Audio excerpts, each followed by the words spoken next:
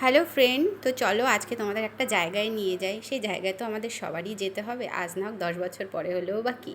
তো এই জায়গাটার নাম হচ্ছে তাম্বারাম, তাম্বারাম স্টেশন। আমার বর এখানেই ডিউটিটা করে। তো আমি ধীরে ধীরে যাচ্ছি, তোমরাও দেখো জায়গাটা কেমন।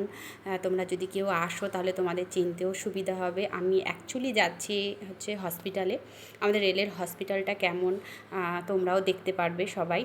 তো চলো আমার সঙ্গে দেখো, এই ঘরগুলো দেখতে পাচ্ছ, এগুলো হচ্ছে আমাদের রেলের কোয়ার্টার। তবে এখানে কোয়ার্টারের পরিস্থিতি একদমই ভালো না। অ্যাকচুয়ালি যারা জেই জুনিয়র ইঞ্জিনিয়ার তাদের যে কোয়ার্টারগুলো হয় ভীষণই ভালো হয়। আর এখানে বেশিরভাগই কোয়ার্টারে থাকে না, সব রুম রেন্টেই থাকে, ভাড়া করেই থাকে। আর কোয়ার্টারগুলো এত বড় বড় বড় ঘরে মানে দুজন থাকতে পারবে সেই পজিশন। আর যেতে বেশটাই সময় লাগে, 1 কিলোমিটার মতো লাগে মানে হসপিটালটায় যেতে।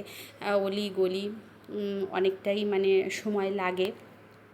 আর কালকে বৃষ্টি হয়েছিল, এর জন্য কিছু কিছু জায়গায় জল জমে গেছে। আর এখানটায় একটুখানি বৃষ্টি হলেই জল জমে যায়, এমন একটা জায়গা। আর চারিদিকে মানে শান্ত, খুবই শান্ত পরিবেশ, আর প্রচুর গাছ আর রেলের জিনিস তো চারিদিকে ছড়ানো ছিটানো। অ্যাকচুয়ালি ওয়ার্কশপের পাশ দিয়ে অ্যাকচুয়ালি যেরকম থাকার কথা সেরকমই রয়েছে।